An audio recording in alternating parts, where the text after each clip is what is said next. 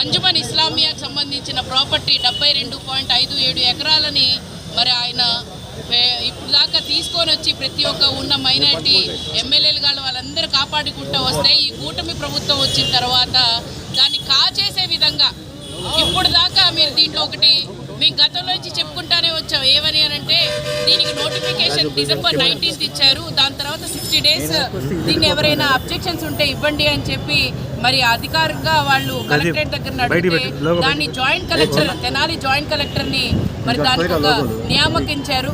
అక్కడ అబ్జెక్షన్స్ ఎన్నో ఇప్పుడు దాకా వెళ్ళినాయి, కానీ ఇప్పుడు దాకా ఒక అబ్జెక్షన్ కూడా వాళ్ళు ఆన్సర్ ఇవ్వలేకపోయారు. మన ఫిబ్రవరి 3ని అబ్జెక్షన్ చెప్పిన వాళ్ళకి వెళ్ళి వాళ్ళు అడిగితే వాళ్ళని రమ్మని అడిగితే अस्सलाम वालेकुम।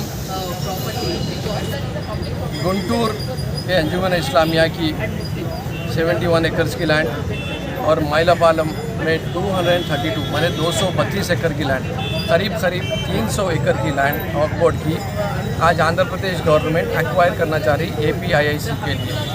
मैं सीधा पूछना चाह रहा हूँ इस गवर्नमेंट से कि जब ये गवर्नमेंट 50,000 एकड़ CRDA लिमिट्स में माने अमरावती के डेवलपमेंट के वास्ते बोल के जब ले सकती है तो क्या वो 300 एकड़ नहीं ले सकती है प्राइवेट लोगों के पास से?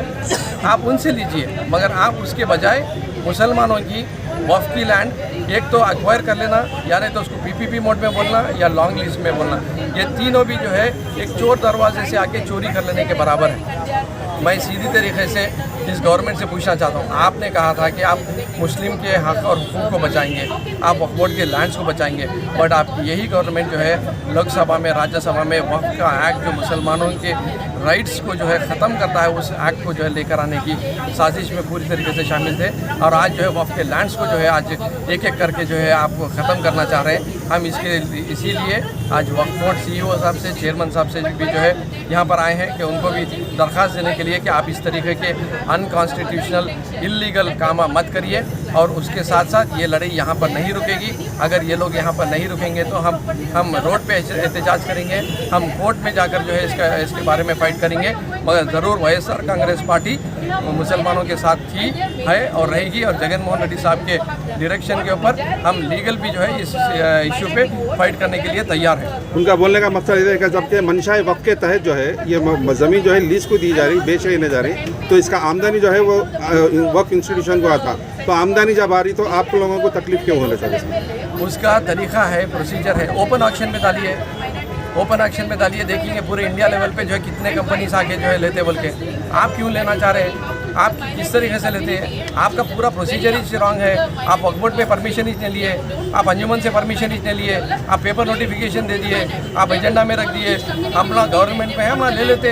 ये इस तरीके से बात कर रहे हैं। अगर वो लोग प्रोसीजर को फॉलो करते थे, अगर कम्युनिटी को साथ देते थे, तो आज कम्युनिटी खुद साथ ठहर के जो है आप अच्छा काम कर रहे बोल के बोलती थी। आज हमारे को तायद में नहीं रहती थी कम्युनिटी, आज उनके खिलाफ में नहीं ठहरी हुई रहती। हज़ारों लोग आज तक जो है गुंटूर के कलेक्टर के ऑफिस के पास जाके धरना कर चुके हैं। कई 100 लोग जाकर जो है इसके बारे में बता चुके हैं कि कलेक्टर को कि जो है ये गलत काम किया जा रहा है और हमको जो है इसमें कोई किस्म का इंटरेस्ट नहीं है बोलकर।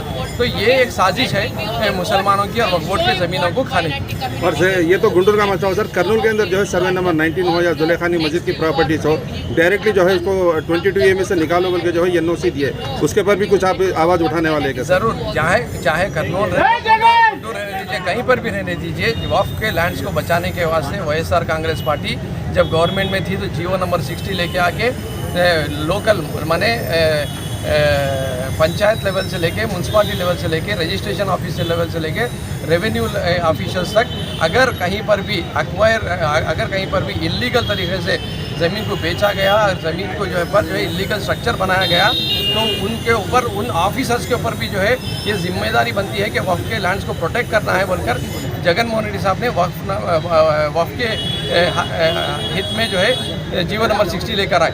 तो हम लोग हमेशा वक्फ बोर्ड की ज़मीनों को बचाने के वास्ते, मुस्लिम माइनॉरिटीज़ के हक़ और हुकूक को बचाने के वास्ते, चाहे वो 4% का रिजर्वेशन रह दो या socio economic and political development रह दो, हमेशा YSR कांग्रेस पार्टी मुसलमानों के हक़ और हुकूक के वास्ते और वक्फ बोर्ड के लैंड के वास्ते लड़ती रहेंगी।